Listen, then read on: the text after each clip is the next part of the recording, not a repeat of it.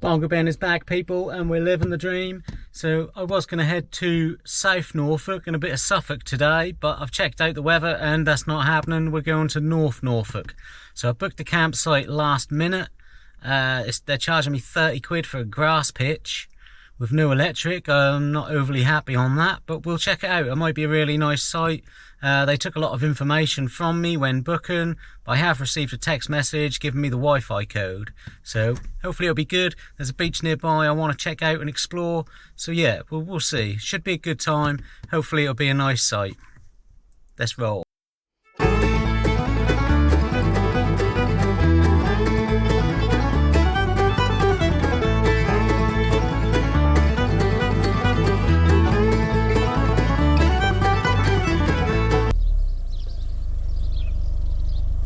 Bongo Ben's back living the dream, people. Well, he made it to the campsite. Not overly impressed because it's like I'm just on a standard field, which would be fine, but 30 quid is just too steep for this, in my opinion. Now I'm kind of surrounded. There's a road pathway behind me, and there's a pathway just next to me there, which I have to take to get to the showers, which people are going to be walking along. So yeah, not really as private as I'd like. Yeah, for the money, you know, we are in North Norfolk. North Norfolk is expensive, but you know, I'd have been a lot happier if it was cheaper. People were very friendly, staff were very friendly who booked me in, you know, very nice people. So but yeah, let's check it out anyway. There's only really a shower block to have a look around, but working farm. There's 85 pitches in total, some of which are hard standing, fully serviced. The website does not display the pricing, and the electricity is charged per unit. Oh, bins behind me. Plenty of bins. Well, there is a good number of bins, and they are clearly marked, so that is a good sign.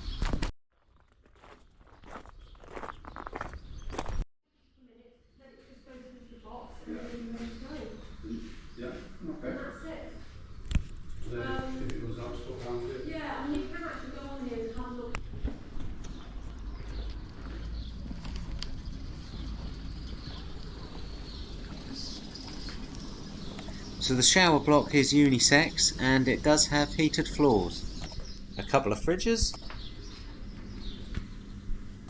and a few more showers, which do look pretty good. Well, I couldn't really get much of the toilet, and that there were people about. There's a lot of people about, a lot of staff about, making filming hard without them seeing me.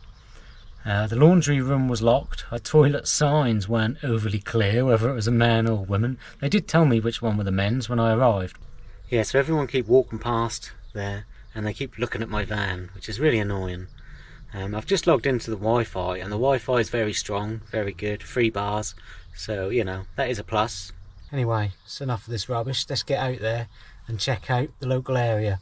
I'm going to walk to Brancaster beach, so I'm going to walk for about a mile through the village and then out for the beach, and it's going to be low tide, and it's one of them where the tide goes out quite a long way, so I'm looking forward to it because I like them beaches. Just outside there is a waffle stand. The campsite has a small shop, some kind of arts and crafts shop, and a supermarket petrol station.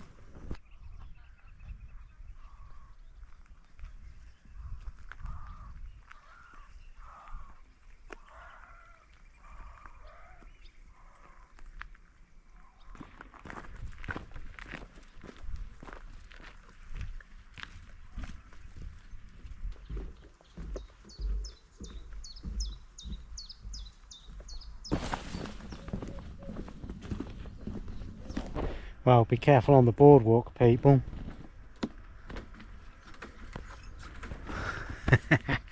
That ain't too safe. Never mind, sun's finally coming out. I did see a nice little lizard crossing the path, so that was nice. So I'm just walking past this site, Brancaster, something like that. Roman fort was here. Now I can't actually see anything here to suggest that there was a Roman fort here. I'll have a little wander around, see if there is anything, but it looks like it is just an open field. But it was on the way to the beach, so figured I might as well stop and have a look, eh? Weather's getting out now, it's getting a bit hot.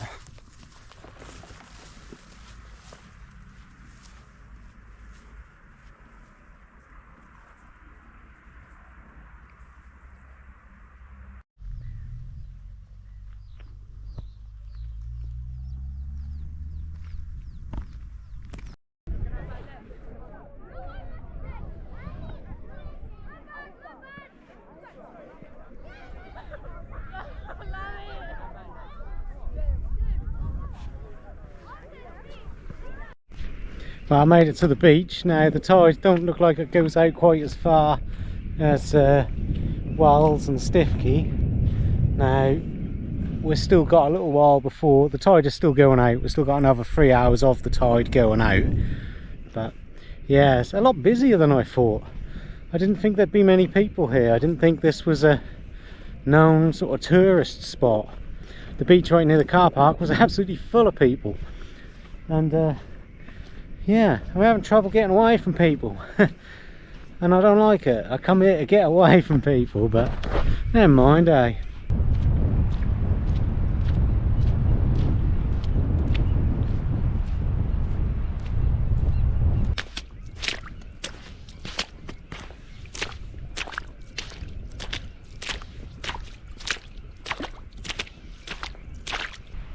I gotta be honest with you people, there's one thing playing on my mind with this trip, which is bringing the whole thing down, and that is the price of the campsite.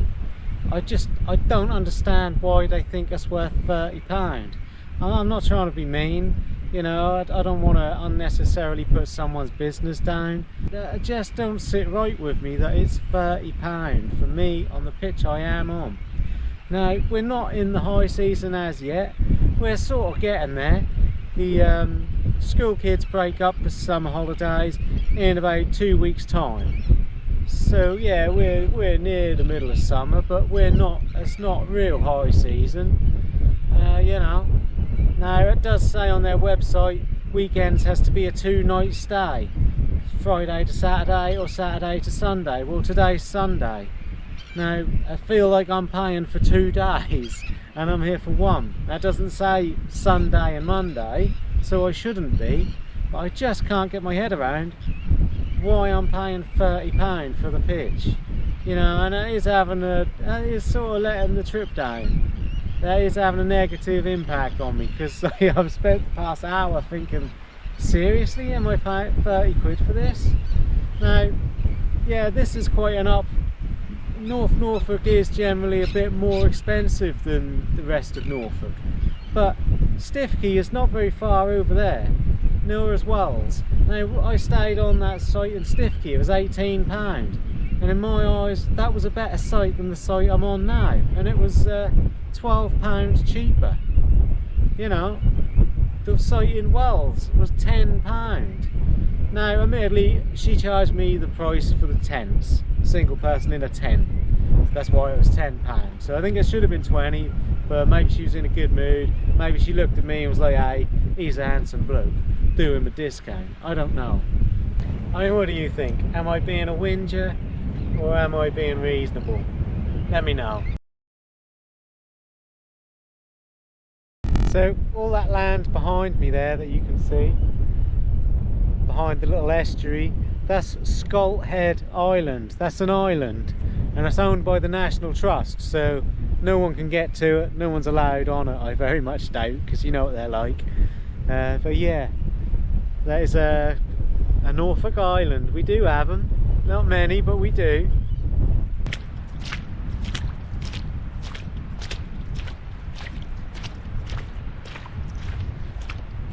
Check out this little passageway bit that's just opened up behind us. Gonna have to walk out onto that, I think. A little spit, I suppose you'd call it. Gonna have to check it out. Why not? Yeah, so I'm on a nice little spit of land now. Got this own little bit to myself. Almost completely surrounded by the sea. Just this bit behind me where there's sand.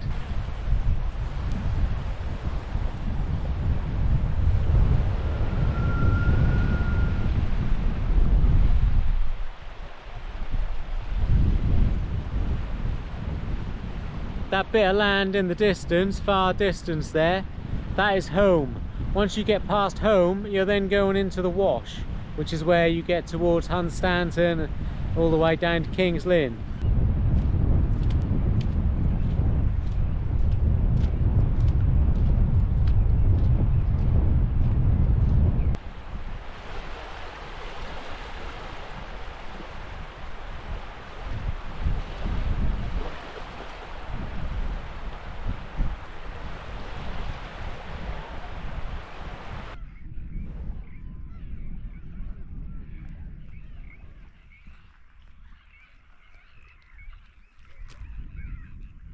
That's Scott Head Island behind me.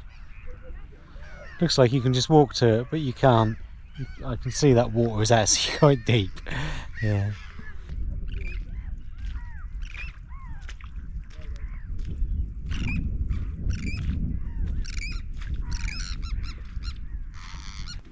So I'm heading back to the campsite now, get some tea in me. So it turns out this is actually meant to be closed off, this boardwalk. But never mind.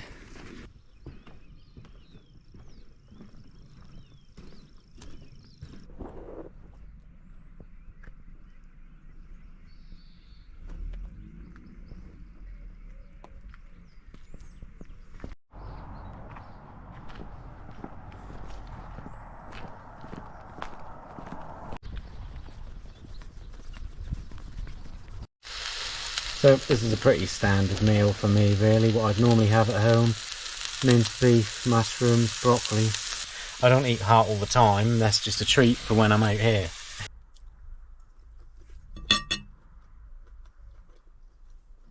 Yeah, the campsite was only about 2 minutes down that track and then across the road. So 2 minutes to get to the marsh here on the coastal path. The sun does look good. But whoa, a bit muddy. And there's a coastal path running all the way along there. You can go right out to there, there's people behind that boat. And you can go all the way there to where we were earlier, I do believe.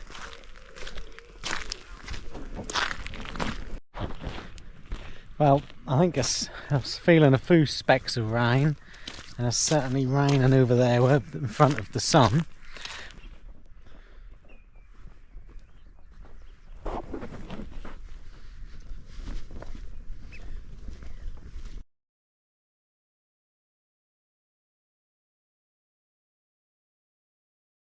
Well, that probably weren't the best time lapse, but never mind. So I'm just going to have a walk up there and then walk back to the campsite when it's dark. Won't be much more filming because I think the camera just doesn't work well in low light. Actually, don't look too bad at the minute, to be fair. It's pretty damn good. It's because I'm in it. Cheers, everyone. Oh, yeah. So I'm just going to watch some YouTube, then go to bed. And check out this legend. Has anyone ever seen him? Wow, look at him. We should all completely subscribe. He's absolutely fantastic. Now, obviously, I'm not just going to sit here and watch me all night. I'm going to be watching other YouTube channels. Cheers, everyone, anyway. I'll catch you in the morning. Morning, everyone. Well, I didn't sleep amazingly. There was a pigeon who perched himself on the little wall behind me and was going all morning. And the sun was blaring in through the curtains, keeping me awake. But that's not really the fault of the campsite. So I was looking on Google Maps last night, and there is a lot more space out the back there, a lot more pictures past where the toilets were. I couldn't really get to because there's a lot of staff about, so I can't really get, I've got no reason to be there from where I am camping. The reason I do these without people knowing is so that I get the general pitch, so that I get, you know, what you can expect if you just turn up. Obviously I'd love to just turn up and not have to pay for the pitch and be given the best pitch possible. That would be amazing. But that's not the reality of turning up to a campsite, is it? So that's why I don't tell them what I'm doing. That's why I keep this secret, so that they don't know what I'm doing, so that I get the proper experience of what you can expect. So, you know, sometimes you're going to get pitches you don't like. That's how it is, I understand that. Yeah, I don't like pitches where there's a path next to you. People constantly walk past. And everybody has to look in, don't they? Check out the van. I get it, it's a bongo, it's cool. I think they're looking at my wheel arches. The location is good. You've got the salt marshes just behind you. Just cross the village road and then go down a little alleyway and you are where the salt marshes are. So that's good, you know. And then there's a coastal path going all the way along. Bus stop just outside. So, you know, the area is nice. I'm not faulting the area. But I wouldn't return because of the price of the campsite. It's simple as that. If you have money and you're not worried, then yeah, there's no reason why. If I, you know, was a multi-millionaire, and then I wouldn't care. But, you know, to most normal people are going to think, 30 quid for that pitch? No. So the Wi-Fi is good, that's an advantage, and there are plenty of staff about who are friendly and helpful. There's always a member of staff on site that seems to help you if you do need anything. So, you know, there are good advantages to this campsite. It's just not the campsite for me. I'm going to pack up now and head off.